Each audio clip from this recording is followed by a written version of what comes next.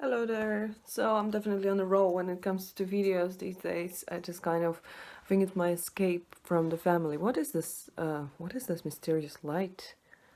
Ooh, that's interesting. Strange, isn't it? Hang on.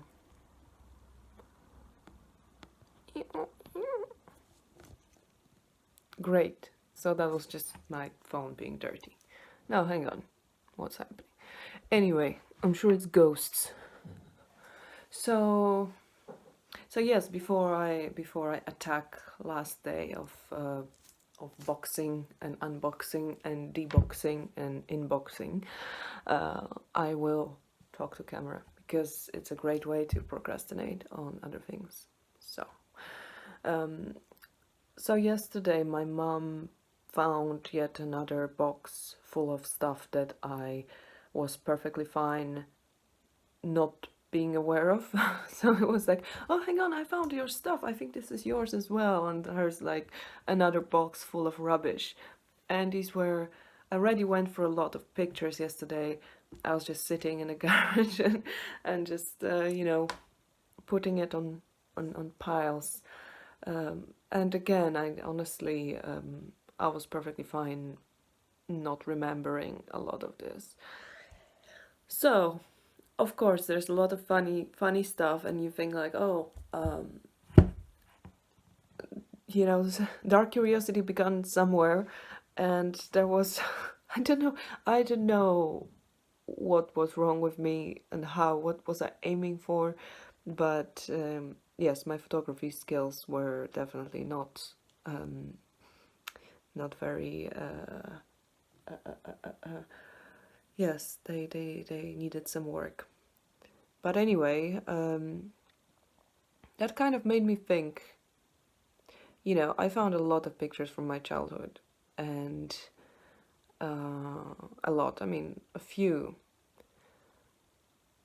And it just made me remember something that, I mean, it's not like it's really something I'm not connecting to at the moment. I think it's been quite a journey, and a lot of people who see my modeling pictures now say like, oh, you're so confident, or you're so brave, I would never do such a thing. Of course, that probably not including the whole photographers and like photography circles and kind of community and models. Of course, we all have our journeys, and it's not like it's I'm talking more about people who just never consider, especially getting, naked in front of camera. It's still big of a deal. I'm not saying this to kind of you know to make it less of a thing for models who, if I have a story, then other models also have a story. And I bet it's not as yeah. I doesn't make any sense. What I mean is that of course you have like people who've been through similar things that me. They aren't shocked by the possibility of being in front of camera, being naked, or dressed or naked, whatever, and kind of getting over certain things in your life through the pictures. So so yes, my point is that it's not so obvious, it's not so evident that I was not always confident in front of camera. And to be honest, I never considered myself confident at all in front of a camera. It's always a challenge. And also it depends who you're working with, but that's a whole another story. My point is that when I see these pictures of me as a little girl, and then a little older girl, and bigger girl, and up to teenage years, and then the whole beginning of my story, of my journey as a model, um, I it makes me sad a little bit, because I remember very, very well how painful a lot of these moments were.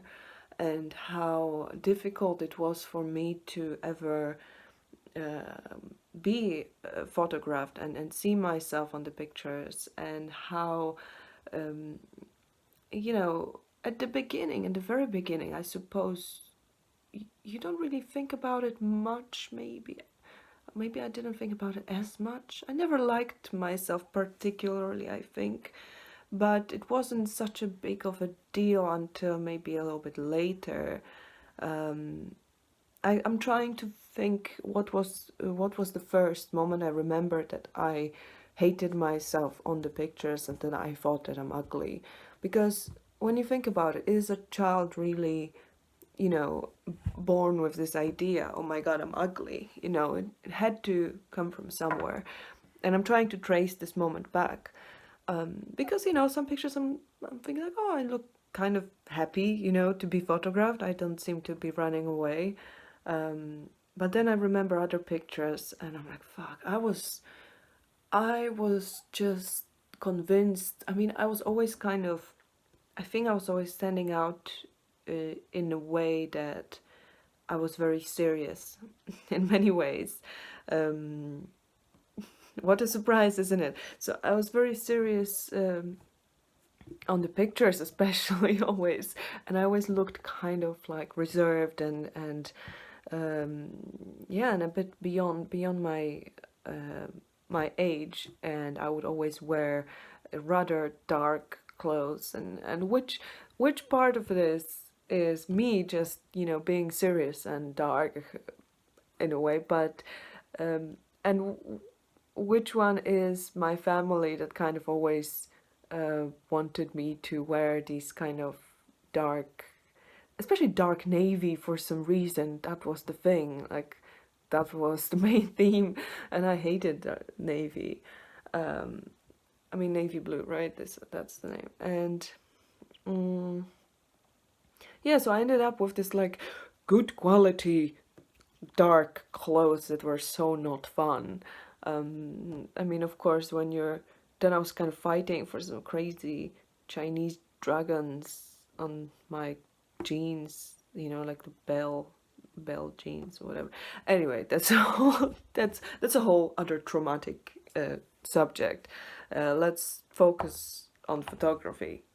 So yeah, so I fucking hated myself on the pictures, and I would, you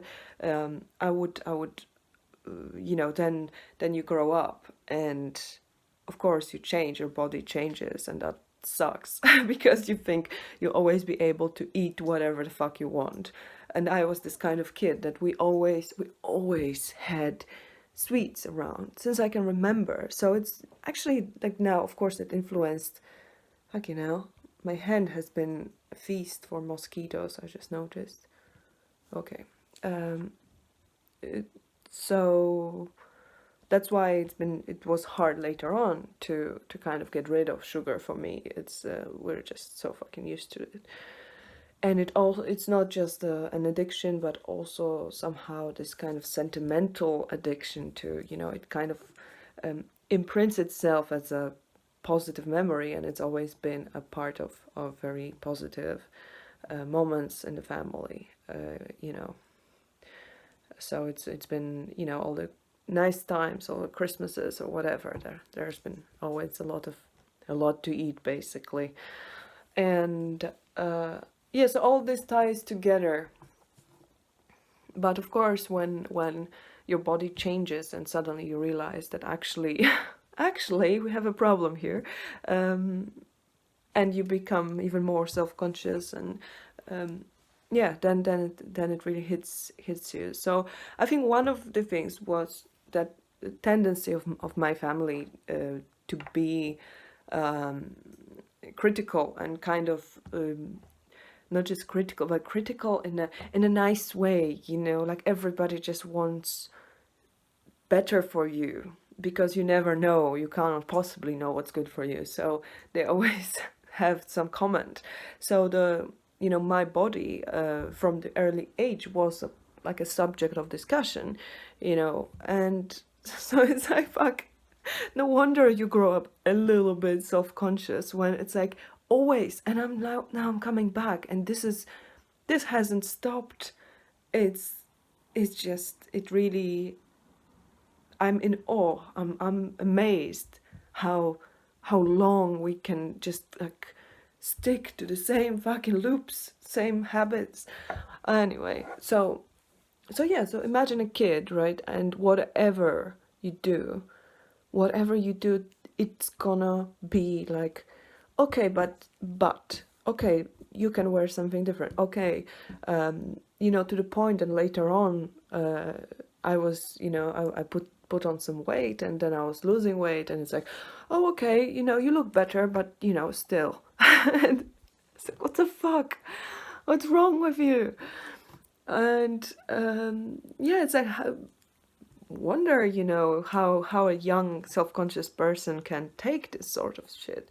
Not mentioning that there were other things about body boundaries that were not respected, that also created an image of a body as being something not very safe, not safe to be in, especially as a woman. And so there are these negative comments, there are boundaries that are not respected, and both things are not just on a level of body and image and stuff, but just every possible level, every possible subject. And that completely like undermining your own right to be your own person. Really, you're not a person, you're an extension of parents, of family and stuff like that. You're like an accessory almost. So yeah, so these things. And I was probably also aware that I was, maybe I mean, kids, that's another thing. Kids didn't really kind of reminded me, didn't fail to remind me that I was different or odd. And now you're thinking like, what the fuck? It's just a kid, fuck off. But yeah, so my nose was too big, and I was too quiet or too something or not enough something. And yes, and kids always would notice that I kind of look too adult for everyone, and I'm weird. So, and the fact that I was smart didn't help. Nobody fucking likes smart kids. They're annoying because they you know how this works. I was a smart kid. So, it's all that together, and then some kind of Armageddons happened in my family as well, in the time when I was growing up. So all these things together came into this, like, a peak of body, self-loathing. and I had a lot of eating disorders, like eating eating disorders, basically. Not a lot, like how many can you have, but I mean that it was like a complex net of different compulsive behaviors and self harm through foods. And so there was obviously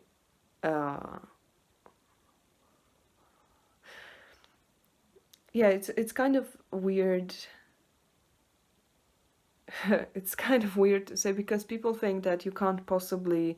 Some people think that not everyone. Some people think that how can you have an eating disorder? Like, you look fine. One of those things, isn't it? So it was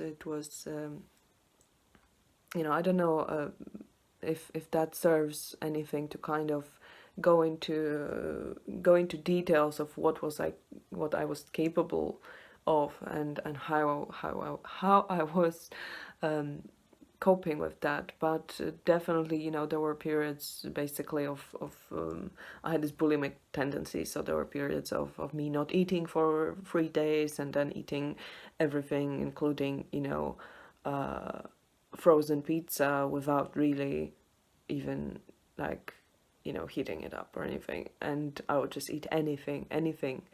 And then I would try to make myself sick, but I was never capable of making myself sick. So so that kind of sucks. That really sucks.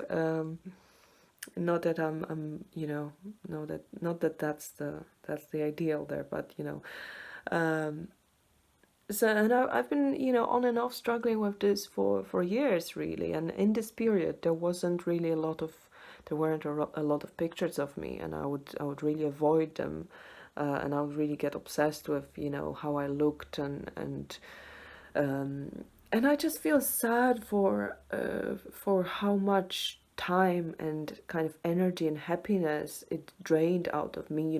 This attention to these things. The fact that I was every single fucking party was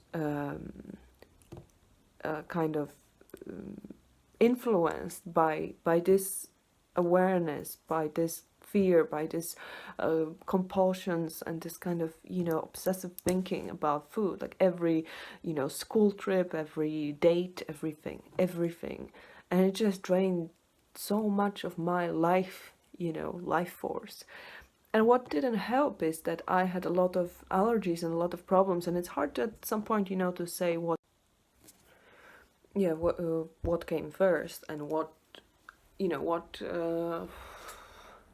was the cause and what was the effect, really. And it's still something that I'm I'm dealing with, because it's just part of my body. And of course the stress is enhancing all the problems, really. Which is another story, another subject of how things just kind of influence each other. And all sorts of basically like dietary problems would that would not fucking help trying to be trying not to hate your body. And then I would spend a lot of time at doctors, and because my auntie is a doctor, so she's that's whoever has a doctor in family can probably relate to that was another kind of like I was here on display for everyone else to talk about my body and how we manage it. It's just fucking crazy. And I would go from doctor to doctor, and they would never ever know anything. Nothing. There was no cause for any of my problems.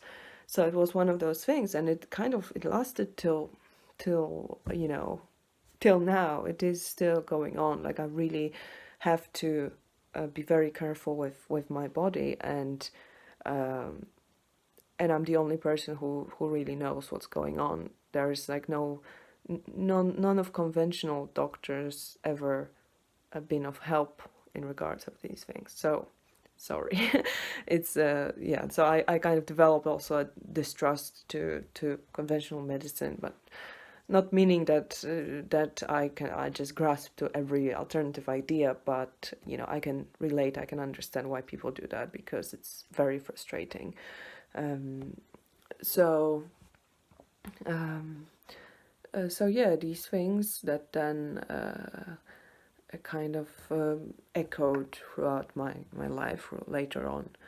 And also the way then I managed my body boundaries as well, in relations with other people, with men especially.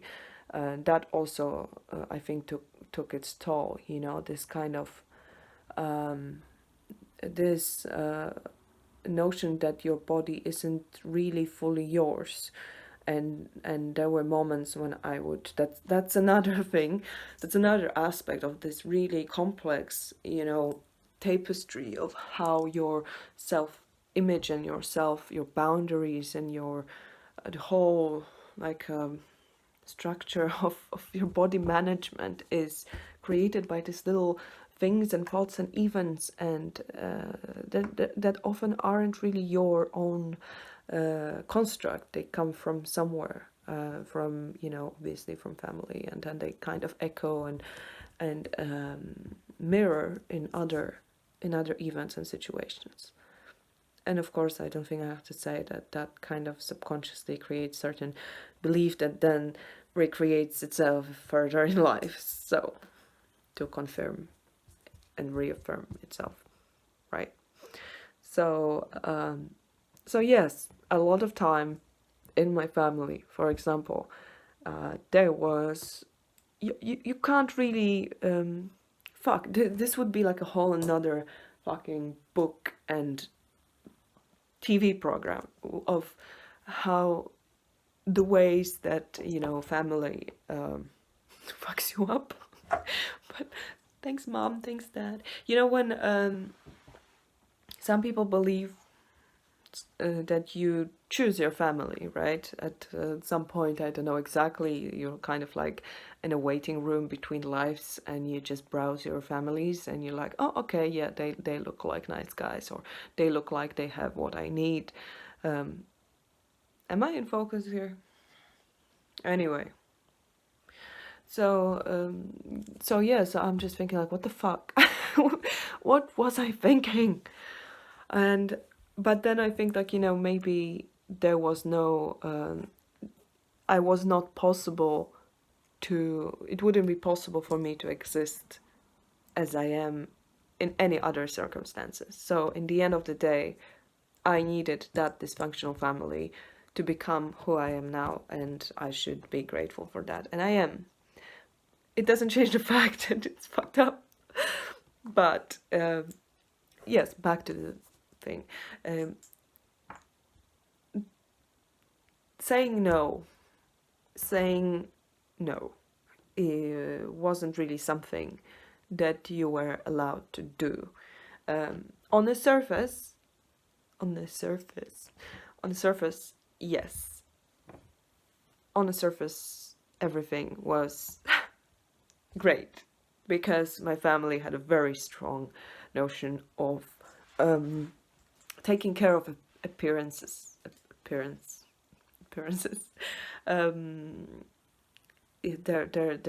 There is a certain way that things should look from the outside, and the inside was often just kind of shushed and swept under the rug or something. And here comes Alex, who is exactly the opposite. Like, I don't give a shit about what anyone thinks, what things look like, conventions. So I was not a good company at dinner, at family dinners and stuff like that. I would cause trouble just by speaking the truth.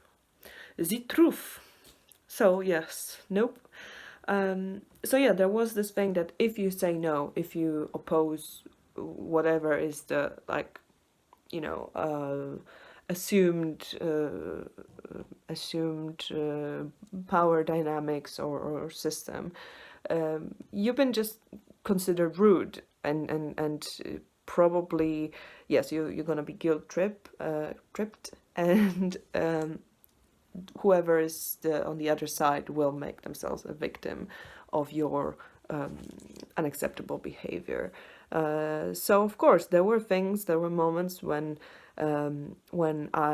my boundaries have been overstepped big time, and that including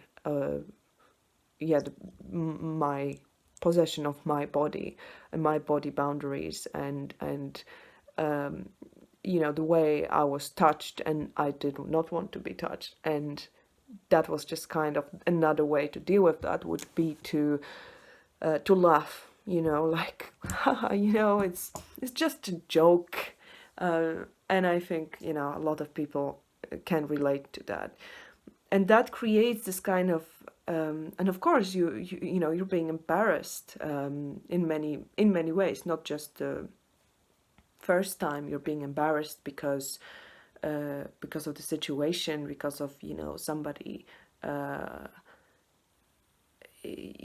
somebody trying to overpower you and humiliate you, and then you're being embarrassed because you say no. So that really, yeah, that's really difficult to deal with later on, because I think it's so.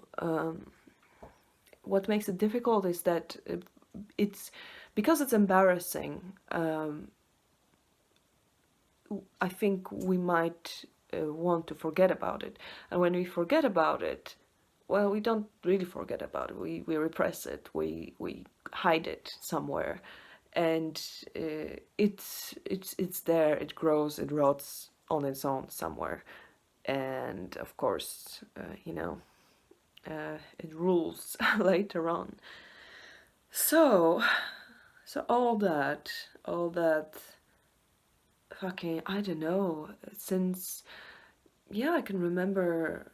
Yeah, from very, I was gonna say that, since I was 13, I was kind of struggling with body image, but it was earlier than that. Like, since 13, I could, this is when I started putting on weight and stuff, so that was a bit, but, and that's been since till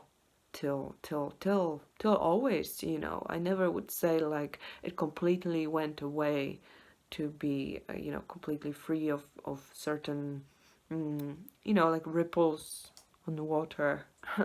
It's always somewhere there. Definitely, it's been a journey. And at the beginning, when I think it requires like another another story, but uh, a story of things like working in adult industry and shit like that, and which connects also to um, to modeling and to body image and body boundaries and exploring all this environment, which is, it's different, I think, also in, let's say, how should I put this, to differentiate between being an adult worker and not being an adult worker. These are different worlds, and I think, this whole boundary keeping looks a bit, no, it doesn't look different, but it has different context and there are different problems that come with it, with and without, like in this world, and away from it. And why did I end up end up, that sounds bad. I don't like this. End up, like, this is the end of it, this is the end of you, this is the bottom. But why I started, playing in this areas, that's a whole new subject, and how this kind of past influenced this world. For me, it's different, and where I am now, it's again a different land, I think. So yeah, but all that to say, when somebody thinks that, pictures, they see pictures of me and they think like, oh, you're so confident, it's so nice, it's so easy for you, it's so, oh, you're so pretty, or whatever. Fuck, it took years and years to actually even find one picture, and I know exactly which picture it was and who took it, and I always talk about it. I said it on Facebook already, and many times. There was one picture that I saw of me when I was when I was modeling, and it was probably um, the first set that I did that wasn't trash, that wasn't just like some bullshit for money. Um, and I was like, oh wow, is that me? Like, this is really cool. Like, is that what I look like? This is amazing. I really like that. And I was like, I am actually quite a pleasant human being. Um, so yeah, that was beginning of something new, and then I was kind of I was encouraged to do more of this sort of, artistic stuff, artistic work, there's no money in it. But I'm joking. It depends, it depends how you organize yourself. But yes, so I was, I had a lot of, it's been quite a journey, quite a story of how I started, why I started, where I went, where I've been, and what I'm now.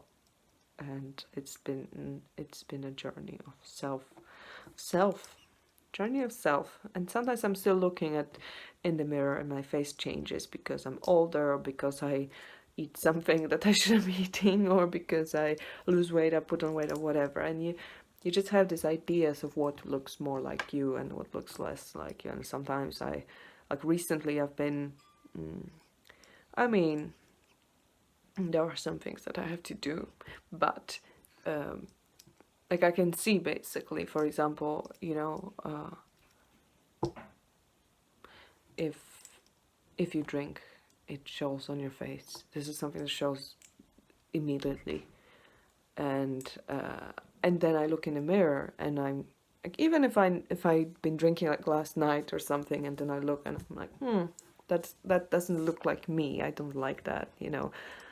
So there is some form of like self-identification with some sort of image. So okay, so I'm gonna stop blabbing about modeling, and I mean it wasn't really about modeling. It was more about like, hey, by the way, it's been a journey, and 30 minutes later, I'm might be talking about something else, but for now I'm gonna yeah, I'm gonna stop. I'll see you later. Take care.